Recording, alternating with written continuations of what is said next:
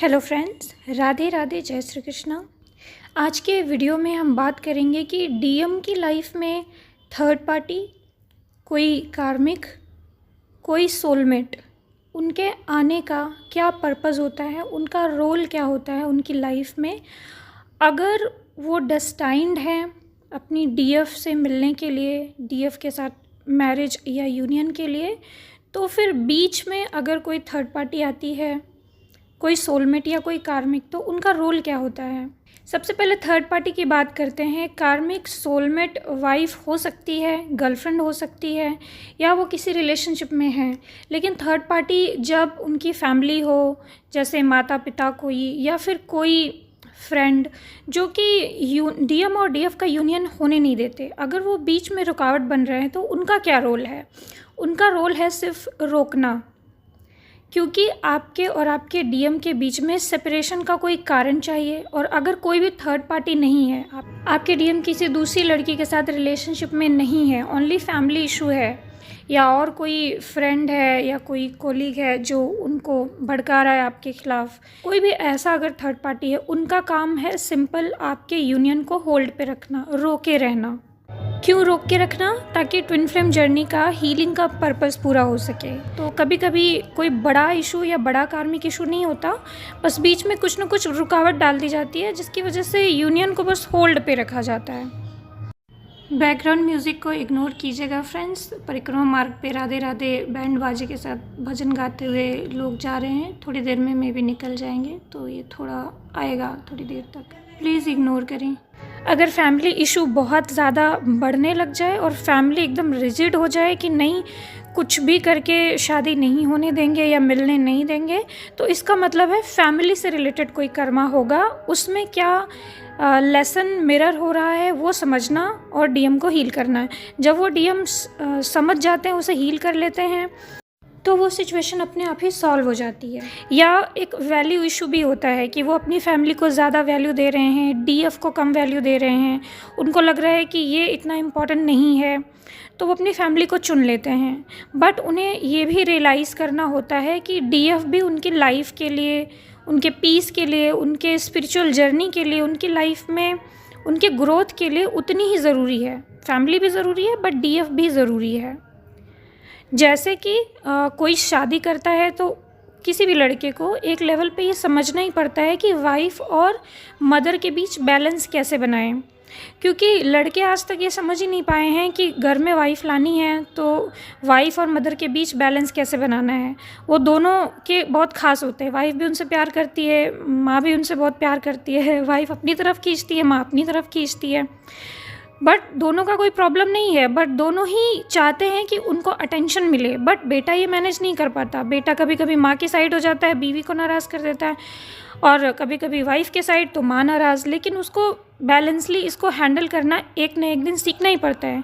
कई बार ऐसा देखा गया है कि लड़के मम्मा के चक्कर में, माँ के चक्कर में वाइफ को छोड़ देते हैं, तो ये भी सही नहीं है। इससे भी उनका कर्मा क्रिएट हो जाता है, तो उनको वहाँ पे ये लेसन लर्न करना ही पड़ता है। इसी तरह से डीएम भी हैं जिनका फैमिली इशू चल रहा होता है और वो डीएफ से मैरिज नहीं कर पा रहे होते हैं, तो उनको भी ये समझना होता है कि दोनों ही उनके लिए कैसे इंपॉर्टेंट है। तो जब वो लेसन लर्न कर लेते हैं, जो भी मिरर हो रहा है, ये जो लेसन है ये भी होता है, इसके अलावा भी अगर कोई लेसन है जो मिरर हो रहा है, जब वो लेसन लर्न कर लेते हैं, तब फैमिली इशू अपने आप ही ख़त्म हो जाता है। अब बात करते हैं कि किसी कार्मिक का क्या डीएम की लाइफ में रोल होता है। वैसे डीएफ की लाइफ में भी कार्मिक, सोलमेट्स ये आते हैं, उनका भी बताऊंगी भी लास्ट में। वैसे आप ये समझ सकते हो कि जैसे डीएम की लाइफ में रोल होता है, कुछ कुछ सिमिलर डीएफ की लाइफ में भी रोल होता है, लेकिन दोनों के लेसन्स अलग अलग हो सकते हैं। अलग अलग पर्पस से उनकी लाइफ में सोलमेट या कार्मिक आ सकते हैं। तो डीएम की लाइफ में कोई अगर कार्मिक आ रही है, तो क्यों आ रही है, पहले कार्मिक के ऊपर बात करते हैं। कार्मिक रिलेशन अक्सर वो होते हैं जो हमें बहुत ही बुरा एक्सपीरियंस कराते हैं। जैसे हमने पास्ट लाइफ में कुछ गलत किया है, इस लाइफ में हमसे कुछ गलती हुई है, जैसे किसी को हमने चीट किया है, या फिर और भी तरह से फाइनेंशियल कोई चीटिंग हमने करी है, या फिर और भी तरह से कोई कर्मा क्रिएट करा है। तो कार्मिक जो हैं वो आते हैं डीएम की लाइफ में, उनके वही कर्मा रिजॉल्व कराने, ख़त्म कराने। वो कार्मिक उनको बिल्कुल सेम एक्सपीरियंसेस देते हैं और उनके लेसन्स लर्न कराते हैं और साथ ही साथ वो कर्मा भी ख़त्म होता है। जैसे अगर हमको हमारे कार्मिक दंड जो हैं वो हमारे डीएम के थ्रू मिलता है अगर, तो ऐसा लगेगा कि जैसे डीएम बहुत कार्मिक हैं, डीएम बहुत टॉक्सिक हैं, हमको डीएम से प्यार नहीं हो पाएगा, या ऐसा लगेगा कि इतना ज़्यादा टॉक्सिक कैसे हो सकता है, जो कि मिलता है डीएम के थ्रू भी कर्मा में मिलता है। लेकिन जो बड़े बड़े ब्लॉकेजेस होते हैं, बड़े बड़े कर्मा होते हैं, वो डीएम के द्वारा नहीं, किसी कार्मिक के द्वारा दिए जाते हैं, रिलीज़ कराए जाते हैं। और वो कार्मिक आता है, उन्हें सेम एक्सपीरियंस कराता है, उनके लेसन लर्न कराता है, वो कर्मा क्लियर कराता है। और जैसे ही डीएम वो लेसन लर्न करते हैं, वो कर्मा उनका ख़त्म होता है, वो कार्मिक उनकी लाइफ से चली जाती है या चले जाते हैं। अब ये जो कार्मिक रिलेशनशिप है ना, वो भी शुरुआत में बहुत इंटेंस लग सकता है, बहुत पैशनेट लग सकता है, उनकी तरफ जाना नहीं चाहोगे, लेकिन खींच के उसमें फंसा ही दिया जाएगा क्योंकि उनके साथ स्ट्रॉन्ग कर्मा है। ऐसे में इधर डीएफ की कोडिपेंडेंसी हील होती है, अटैचमेंट इशू हील होता है, डीएफ सेल्फ डिपेंडेंट बनती है, सेल्फ लव करना सीखती है। इधर डीएफ की ये सारी हीलिंग हो रही होती है और उधर डीएम जा कर के वहाँ अपने कार्मिक लेसन ले रहे होते हैं। अब सोलमेट क्यों आते हैं? सोलमेट हमें पीस देने या सेम सोल फैमिली से होते हैं, हमारे पास्ट के अच्छे वो पार्टनर्स जो कि अनकंडीशनली हमें लव कर सकें, हमें सपोर्ट कर सकें, प्यार दे सकें, या उनके और आपके बीच में अच्छी अंडरस्टैंडिंग हो, वो आपको समझ सकें, आपके जो भी जर्नी में आपको सपोर्ट कर सके, जहाँ पे आप गिर रहे हो वहाँ आपको संभाल सके। इस चीज़ के लिए गॉड सोलमेट को भेजते हैं। ये तब होता है जब आपके डीएम किसी कर्मा में फंसे हुए हैं, वो उधर कार्मिक रिलीज़ कर रहे हैं और यहाँ पे आपको अगर बहुत दिक्कत हो रही है, प्रॉब्लम हो रही है, आप खुद को नहीं संभाल पा रहे हो, तो आपके पास कोई सोलमेट आ सकता है, गॉड के द्वारा भेजा जा सकता है। इसी प्रकार जब डीएफ अपनी हीलिंग नहीं कर रही होती हैं, डीएफ बहुत ज़्यादा डिस्टॉर्टेड फॉर्म में होती हैं और अपने किसी कार्मिक के साथ जैसे फंसी होती हैं, और जैसे किसी डीएफ का किसी कार्मिक के साथ मैरिड हैं और वो डिवोर्स नहीं ले पा रही हैं या अपनी हीलिंग भी नहीं कर पा रही हैं, जा नहीं पा रही हैं, और उधर उनके डीएम उनसे बहुत अट्रैक्टेड हैं या परेशान हैं और वो उसका वेट कर रहे हैं, ऐसा होता है। वैसी वर्षा होता है, डीएफ के साथ भी सेम केस होता है, डीएम के साथ भी कई बार सेम केस देखा गया है जिसमें डीएफ नहीं जा रही होती है, डीएफ फंसी होती है, हीलिंग तो कर रही होती है लेकिन वो स्टेप्स नहीं ले पा रही होती है जिससे डीएम को शांति मिल सके या दोनों यूनियन में आ सकें। तो ऐसे में कई बार डीएम की सफरिंग देखते हुए, क्योंकि डीएफ वो सफरिंग नहीं देख रही हैं डीएम का, लेकिन गॉड वो देख रहे हैं, तो उनकी लाइफ में कोई सोलमेट भेजा जाता है ताकि वो उनको पीस दे सके। ये उनके पुण्य कर्मों से ही होता है कि वो सोलमेट मिलती है, उनको पीस भी देती है, उनको संभालती है, अंडरस्टैंडिंग भी अच्छी होती है, लेकिन वहाँ पे भी वो सिर्फ सपोर्ट करने के लिए आते हैं। उनको डीएम को उसके साथ अच्छा तो लगता है, लेकिन कोई सोल कनेक्शन या जो डीएफ की जगह है, सोलमेट वो जगह नहीं ले पाती, या वाइसी वर्सा। डीएफ की लाइफ में भी अगर कोई सोलमेट या कार्मिक आ रहा है तो वो उसके डीएम की जगह नहीं ले पाएंगे, एक सोल डिस्कनेक्ट रहेगा। और ये सोलमेट आने के अलग अलग पर्पस होते हैं, कभी संभालने के लिए आ सकते हैं, कभी कोई कर्मा ऐसा है जो कि रिलीज़ होना है लेकिन डीएम को ज़्यादा कष्ट नहीं होना चाहिए, तो वो बहुत ही पीसफुली अंडरस्टैंडिंग के साथ वो जो कर्मा उनको भुगवा देते हैं, वो जो लेसन है जो डीएम को लर्न करना है वो लर्न करा देते हैं, बट बहुत पीसफुली अंडरस्टैंडिंग के साथ। तो सोलमेट बहुत ज़्यादा टॉक्सिक फीलिंग नहीं देते, इसलिए बहुत ईजिली उनके साथ वो कर्मा रिलीज़ हो जाता है या वो लाइफ के लेसन्स लर्न करा दिए जाते हैं। कभी कभी सोलमेट डीएम को तैयार करने के लिए भी आते हैं ताकि वो अपनी डीएफ के लायक बन सकें या फिर अपने डीएफ की एनर्जी के लेवल में आ सकें। सेम डीएफ के साथ भी ऐसा है, डीएफ की लाइफ में भी कभी कभी फॉल्स ट्विन फ्लेम या सोलमेट भेजा जाता है ताकि वो उन्हें लेसन लर्न करा सके या उनके ट्विन फ्लेम के लिए, रियल ट्विन फ्लेम के लिए उन्हें तैयार कर सकें। रास्ता एक तरीके से कार्मिक और सोलमेट रास्ता बनाते हैं, रास्ता आसान करते हैं डीएम डीएफ को मिलाने के लिए। अब इसमें जो भी कार्मिक, सोलमेट या जो भी किरदार हैं जो आपस में मिल रहे हैं, इन सबको पता नहीं होता है कि क्यों मिले हैं, कि क्या लेसन है, कि आगे बिछड़ जाएंगे, ये सब पता नहीं होता, क्योंकि गॉड इस तरह से सेट करते हैं ना सारी चीज़ें कि किसी को नुकसान नहीं होता। ऐसा नहीं है कि वो सोलमेट डीएम की लाइफ में भेजा गया तो उस सोलमेट का नुकसान हो जाएगा, नहीं। गॉड इस तरह से सेट करते हैं कि वो सोलमेट का भी कोई लाइफ का लेसन वो लर्न करता है, वो डीएम से कुछ सीखता है, उसका भी कोई लेसन लर्न होता है, कोई कर्मा रिलीज़ होता है। गॉड इस तरह से ही सेट करते हैं, कॉन्ट्रैक्ट इसी तरह का होता है। डीएम अपना ultimate connection, soul connection DF के साथ ही महसूस करते हैं, उनके साथ रहते हुए भी। किसी कार्मिक या सोलमेट के साथ रहते हुए भी उन्हें हमेशा ये रियलाइज़ होता है कि उनका जो सोल लेवल का कनेक्शन है वो सिर्फ डीएफ के साथ ही है। गॉड इसी प्रकार से कार्मिक और सोलमेट्स को प्लान करते हैं, जो कि रेडी करते हैं ट्विन फ्लेम्स को एक दूसरे के लिए। तो एग्जाम्पल के लिए कि जैसे मैंने ऐसी स्टोरी देखी थी, रियल स्टोरी है, कि फॉल्स ट्विन सेलिब्रिटी के रूप में गॉड ने दिखाया, फिर डीएफ ने बहुत सारी मेहनत की, अपने आप को कुछ उस लेवल पे बनाया, थोड़ी सी हीलिंग करी, तो उसका भ्रम टूटा।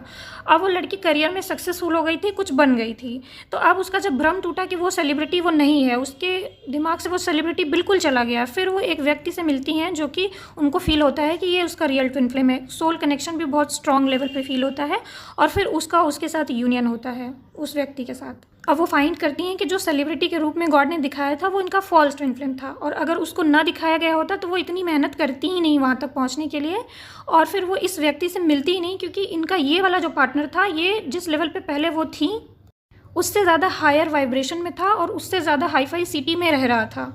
तो वहाँ तक पहुँचने के लिए उनको वो चीज़ करनी पड़ी, इतनी मेहनत करनी पड़ी। तो जब भी अपने से ज़्यादा हाई फाई कोई डीएम को आपके गॉड दिखाएं कि वो तुम्हारा ट्विन है, या डायरेक्ट किसी सेलिब्रिटी को दिखा दें कि वो ट्विन है, तो ऐसा हो सकता है कि जो आपका रियल ट्विन फ्लेम है वो बहुत हायर वाइब्रेशन में है कहीं, जिसको आप नहीं जानते हो और जो आपको अभी नहीं मिला, नहीं जानता। और वहाँ तक पहुँचने के लिए आपको अपने करियर को या अपनी वाइब्रेशन को और हायर लेवल पे ले जाना है, जैसा कि गॉड दिखा रहे हैं वैसे वैसे चलना है। और अगर विश्वास करके चलते हो तो अपने रियल ट्विन फ्लेम तक पहुंच जाओगे। इसी प्रकार से एक और एग्जांपल है जिसमें कि एक डीएम है जो कि थर्ड पार्टी के पास इसलिए चले जाते हैं क्योंकि उसके पास उनको पीस मिल रहा है या उससे बातचीत अच्छे से हो पा रही है। ज़्यादा twin flame related struggle starting में उन्हें उससे महसूस नहीं हो रहा है, लेकिन अपनी डीएफ को छोड़ करके वो उस थर्ड पार्टी के पास जाते हैं तो वहाँ पे उनको जब अनसेटिस्फैक्शन फील होता है और उनके लाइफ के लेसन्स उन्हें लर्न होते हैं, उनके कर्मास उन्हें वहाँ पे भी मिरर होते हैं, तब वो twin flame related challenges DF के साथ एक्सेप्ट करने के लिए तैयार हो जाते हैं। पहले वो ट्विन फ्लेम चैलेंजेस से बचना चाहते हैं और एक मटेरियलिस्टिक लाइफ को चुनते हैं, बट उस मटेरियलिस्टिक लाइफ में उन्हें और भी ज़्यादा चैलेंजेस मिलते हैं, और वो चैलेंजेस उन्हें लेसन लर्न कराते हैं जिससे कि वो अपनी डीएफ को वापस से चूज़ कर पाते हैं। तो गॉड इसी प्रकार की अलग अलग प्रॉब्लम्स को हील करने के लिए, डीएम के और डीएफ के बिलीफ सिस्टम रिलीज़ करने के लिए, उनके कर्मा रिलीज़ करने के लिए, उनको कुछ ना कुछ लेसन लर्न कराने के लिए, जिसकी वजह से वो दोनों एक दूसरे को नहीं चुन रहे हैं, तो इन सब चीज़ों की हीलिंग के लिए ही कोई थर्ड पार्टी, कार्मिक या सोलमेट बीच बीच में थोड़े थोड़े टाइम के लिए भेजा जा सकता है। अब इन चीज़ों से आपको लग रहा होगा कि थोड़ा सा कॉम्प्लिकेटेड हो जाता है आपकी ट्विन फ्लेम जर्नी इन्हीं सब चीज़ों की वजह से, जब इस तरह के कंफ्यूजिंग चीज़ें आती हैं। तो इसीलिए तो आपको डिवाइन प्लान पे भरोसा करना है। इसीलिए तो गॉड, यहाँ पे कोई डिवाइन एंजल है जो हर वक्त आपको देख रहे हैं, हर वक्त आपको चला रहे हैं, हर वक्त आपको गाइड कर रहे हैं, वो इसीलिए कर रहे हैं क्योंकि ऐसे में कोई भी कंफ्यूज हो सकता है। ये आपके सिर्फ बस की बात नहीं थी, इसीलिए आपने सोल कॉन्ट्रैक्ट किया किसी गार्जियन एंजल के साथ या गॉड जो आपको हर वक्त गाइड कर रहे हैं इन चीज़ों पर। इसलिए माय डियर फ्रेंड्स, वो लोग ट्विन फ्लेम जर्नी में स्टक हो जाते हैं जो डिवाइन प्लान पर भरोसा नहीं करते या खुद बहुत ज़्यादा अटैच हो जाते हैं, गलत चीज़ को छोड़ नहीं पाते हैं। जहाँ क्योंकि ट्विन फ्लेम जर्नी बहुत ऐसी कुछ गलत चीज़ें भी आपको दिखाई जाती हैं जो आपको छोड़नी होती हैं। डिटैचमेंट सीखना होता है बट आप छोड़ नहीं पाते, बहुत ज़्यादा अटैच हो जाते हैं।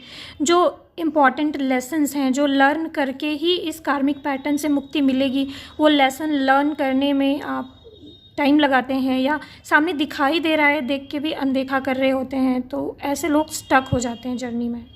इसीलिए जो पढ़ाया जाए उसको अच्छे से पढ़ना और प्लस एग्ज़ाम के टाइम अपने पूरे दिमाग का यूज़ करके परफॉर्म करना, और जो बहुत ज़्यादा दिमाग लगाने के बाद भी कंट्रोल ना हो उसको गॉड के ऊपर छोड़ देना और डिवाइन प्लान समझ लेना।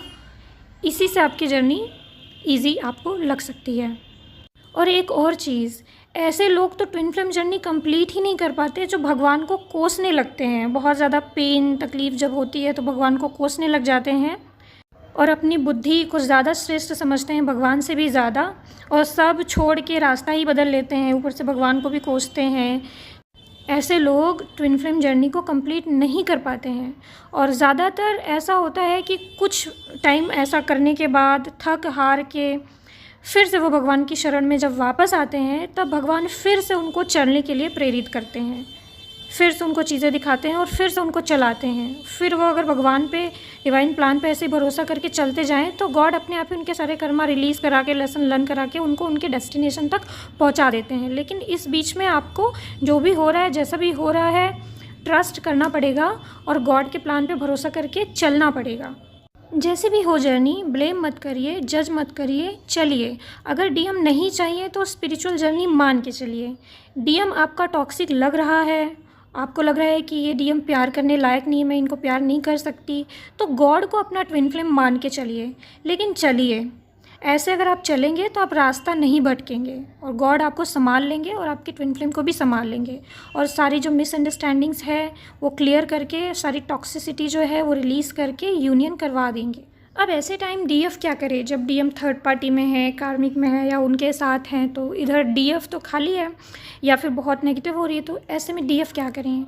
तो डीएफ को बस उनकी डिवाइन गाइडेंस फॉलो करनी चाहिए। उस वक्त अपने आप को डिटैच या सेल्फ डिपेंडेंट बनाने की कोशिश करनी चाहिए। डीएफ को जो उनके इश्यूज़ मिरर किए जा रहे हैं, उस वक्त मे बी करियर पे काम करना हो सकता है, मे बी उनको अपनी स्पिरिचुअलिटी पे काम करना हो सकता है, और कोई एरिया गॉड दिखा रहे हैं उस पर काम करना हो सकता है। तो आप एक्सेप्ट करके कि आप ये सारी चीज़ें अपने ग्रोथ के लिए और गॉड के लिए कर रहे हैं, ये सोच करके करिए। ये सोच करके मत करिए कि वो डीएम के लिए कर रही हूँ तो ये करूँगी तो डीएम मिलेगा, इसमें फ्रस्ट्रेशन फील हो सकती है। ये सोच के करिए ही मत जिससे फ्रस्ट्रेशन फील हो, अपने लिए करिए। और इसके अलावा इंडिपेंडेंट बनना चाहिए, बिना मैस्कुलिन की लाइफ जीना सीखना चाहिए इस टाइम पे, क्योंकि आप सभी डीएफ, सभी लड़कियों की लाइफ में या लड़कों की लाइफ में कोई ना कोई ऐसा टाइम आता है कि उन्हें बिना किसी और के सपोर्ट के भी लाइफ जीनी होती है ना। एक लड़की को बिना किसी लड़के के भी लाइफ जीनी होती है। आपकी लाइफ में कुछ साल ऐसे ज़रूर आएंगे, तो अपने आप को रेडी करिए कि कोई अगर आपकी लाइफ में मैस्कुलिन ना हो तो आप अपनी लाइफ कैसे जियोगे, क्या करोगे, आपके पास कोई फ्यूचर प्लान है, कैसे रहोगे, कैसे जियोगे, गॉड के साथ कैसे अपनी लाइफ बिताओगे, वो सब इमेजिन कीजिए अपने आप को वो करते हुए, और अपने आप को हील करके ऐसी लाइफ के लिए भी कंफर्टेबल हो जाइए। फिर आप बहुत ज़्यादा स्ट्रॉन्ग फेमिनिन बन जाओगे। तो यहाँ पे आपको टेंशन नहीं लेनी, यहाँ पे आपको सिर्फ गॉड के प्लान पे भरोसा करना है। जैसा जैसा वो दिखा रहे हैं वैसे वैसे चलना है। अपनी तरफ से कोई गलती नहीं करनी है, पूरी कोशिश करनी है कि अपनी तरफ से गलती ना करें, जेलसी ना करें थर्ड पार्टी से, या फिर आप बहुत ज़्यादा उनको चेज़ ना करें, उनके बारे में बहुत ज़्यादा रिसर्च मत करें, बहुत ज़्यादा देखें नहीं कि वो क्या कर रहे हैं क्या नहीं, क्योंकि इन सब चीज़ों से आप ट्रिगर होंगी। तो okay my dear friends, hope कि ये वीडियो आपके लिए हेल्पफुल हुआ हो। तो आज के लिए बस इतना ही friends. God bless you all. Radhe Radhe. जय श्री।